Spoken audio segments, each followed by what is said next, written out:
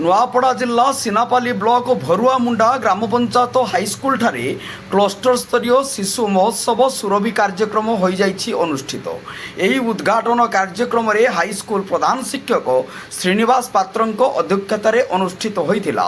यही सुरभि महोत्सव कार्यक्रम में मुख्य अतिथि नंदलाल बाग, सम्मानित अतिथि सुधीर कुमार ठाकुर, सीआरसीसी भरुआमुंड क्लस्टर संजू नियाल, शिक्षक पतियालपड़ा हाईस्कल दैतारी मेहर, शिक्षक भरुआमुंड उच्च प्राथमिक विद्यालय बसंत साहू, प्रधान शिक्षक प्राथमिक विद्यालय बरपदर मंचासीन होते और मंच परिचालना रमेश दुबे, वरिष्ठ हिंदी शिक्षक भरुआमुंडा हाईस्कल।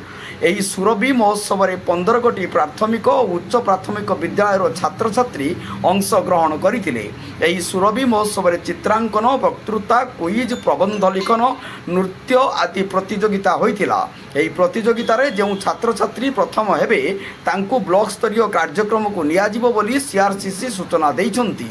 यही कार्यक्रम को समस्त शिक्षक और छात्र छात्री सहयोग करथिले। नुआपड़ा जिल्लारू परमेश्वर मेहरंक रिपोर्ट, जनता एक्सप्रेस।